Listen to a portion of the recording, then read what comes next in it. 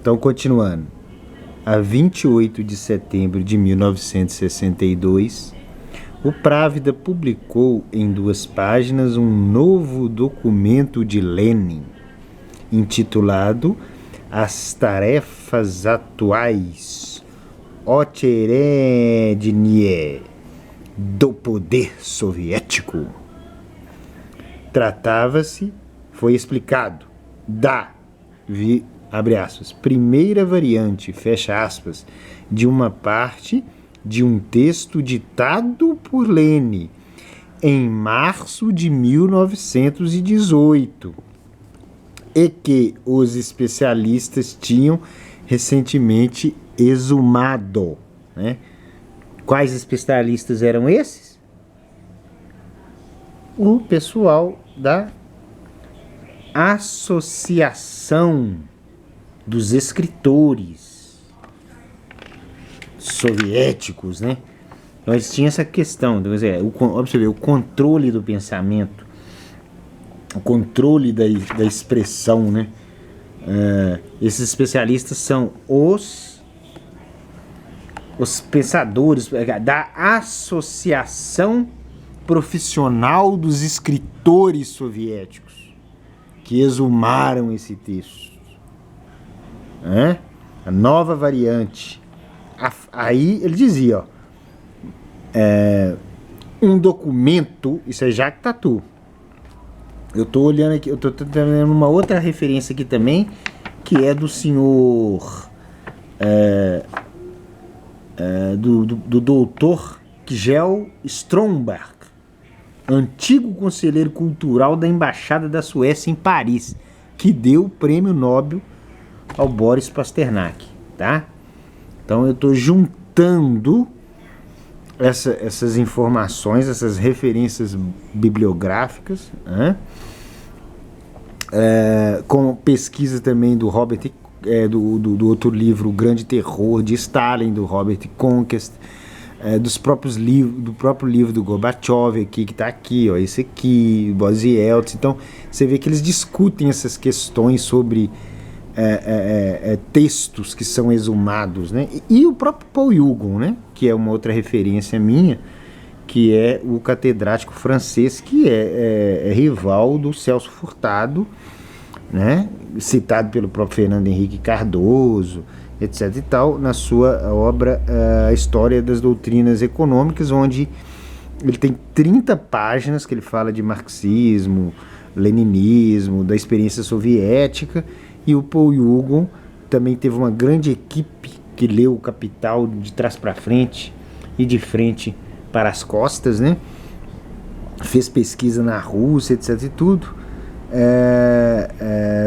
Sua equipe fez pesquisa e tudo, e isso é conhecido, todo mundo sabe, né?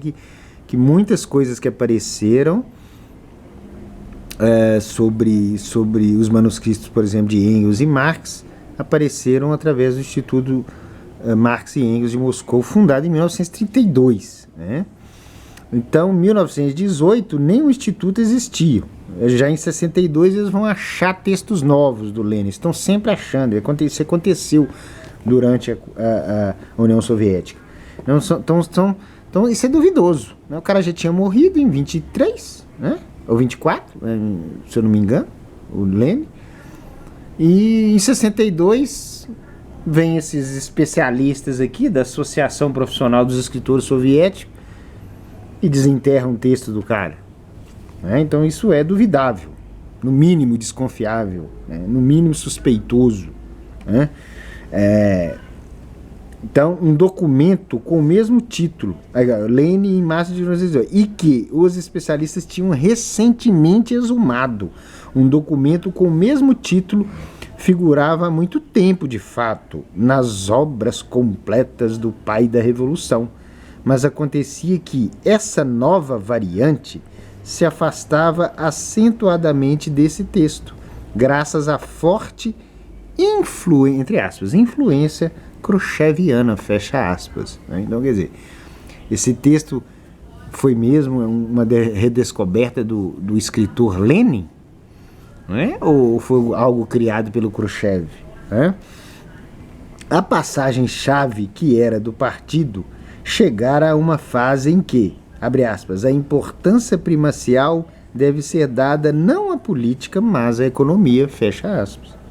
Em que, abre aspas, as tarefas políticas devem ocupar uma posição subordinada em relação às tarefas econômicas, fecha aspas. Então, quer dizer, o Khrushchev já tinha dado a abertura cultural, intelectual para os escritores, para os romancistas, os poetas, os criadores, né? Para os ficcionistas e os vates, né? Para a lírica e para a epopeia.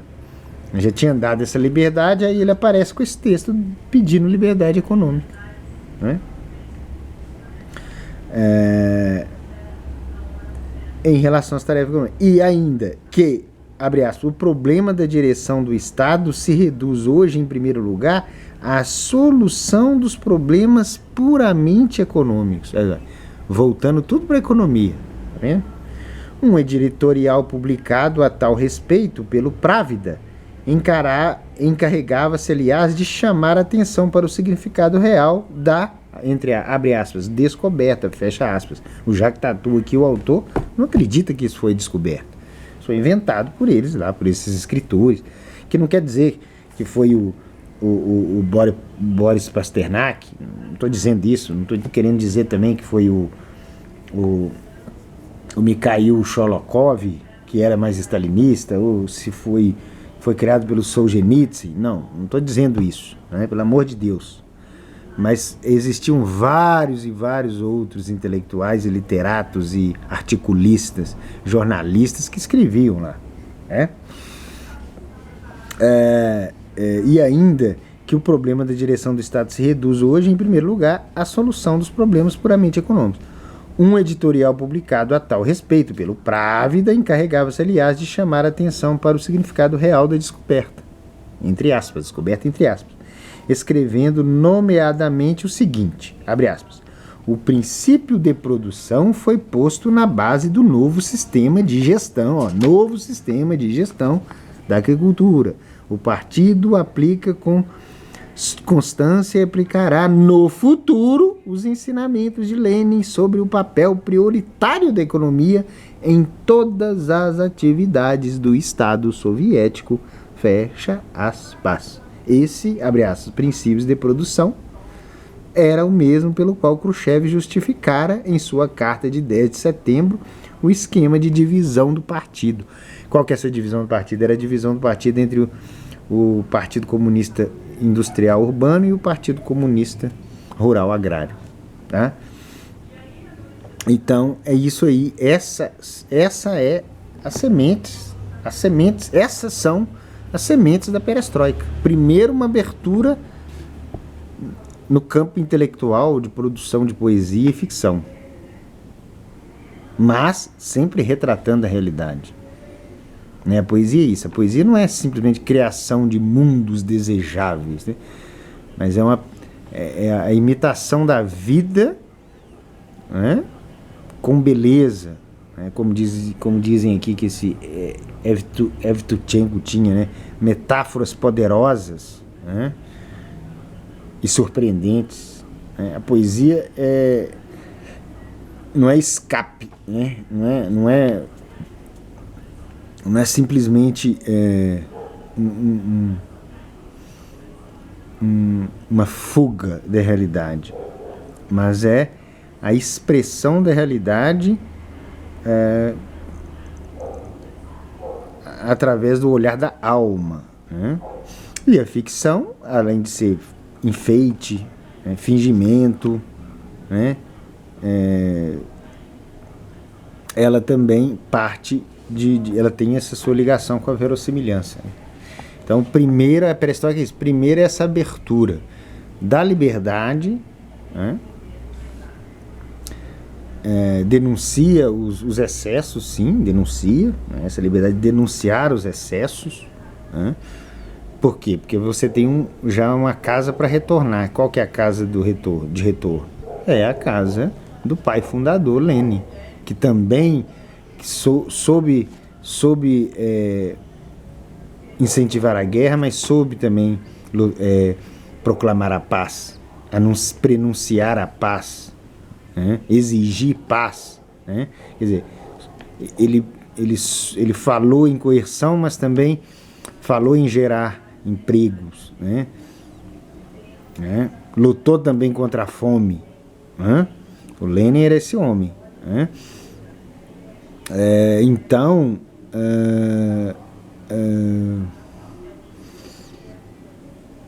você dá essa abertura, né, para a crítica aos excessos do homem de aço, Joseph Stalin, né? Dá essa liberdade no plano das ideias, né? Da criação literária, né? Que os poetas e os contadores de história eles ajudam a construir memória, imaginário,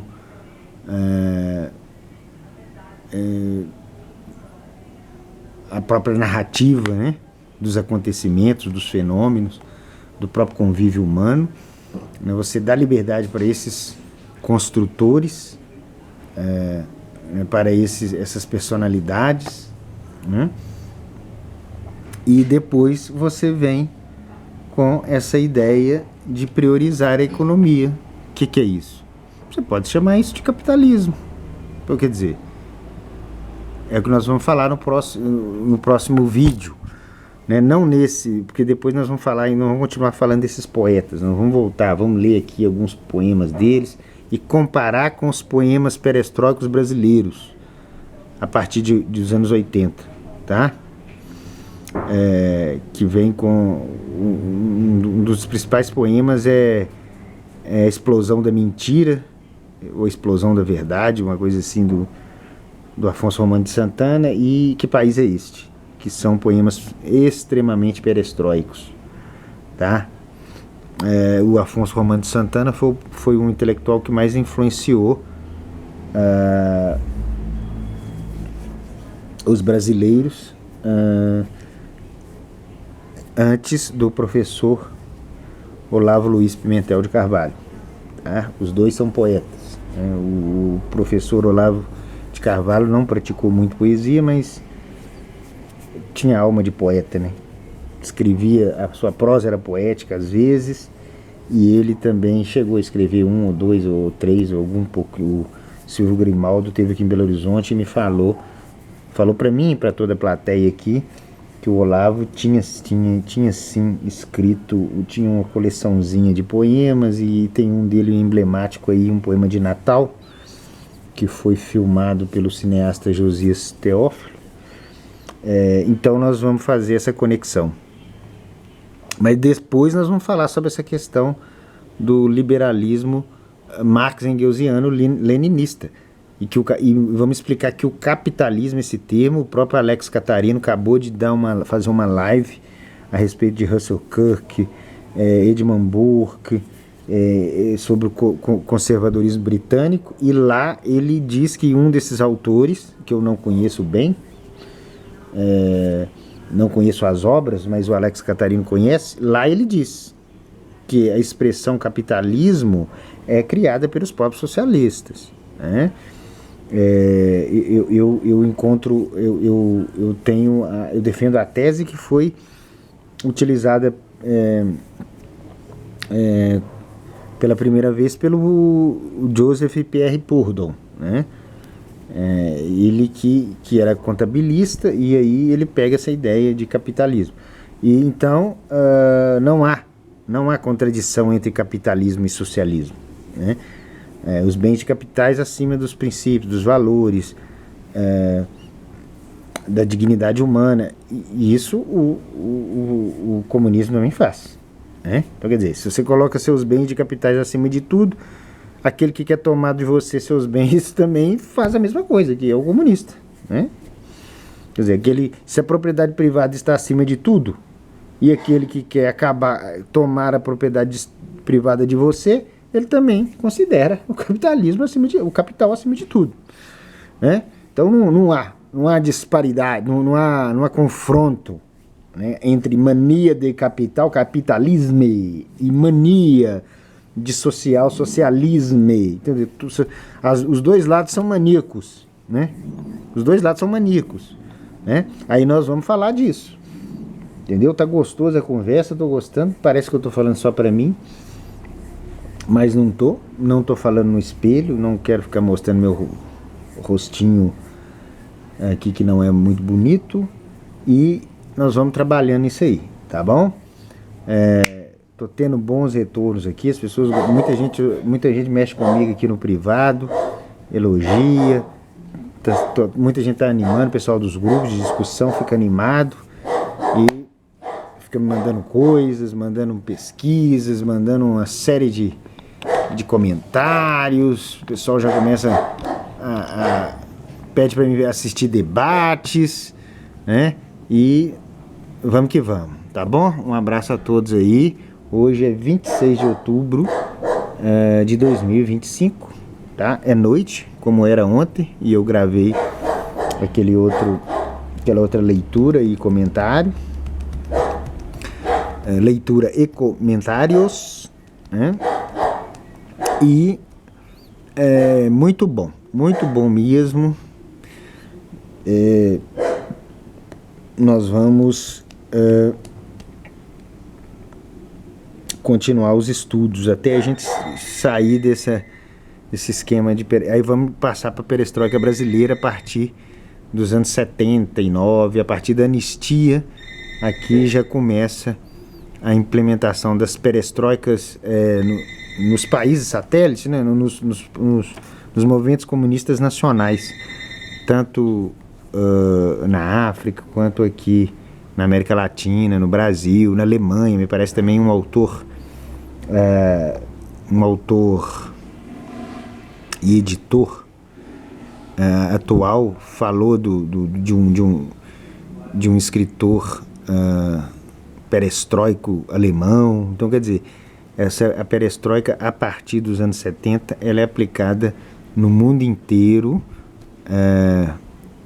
respeitando a sua nacionalidade, tá bom? Um abraço, até mais.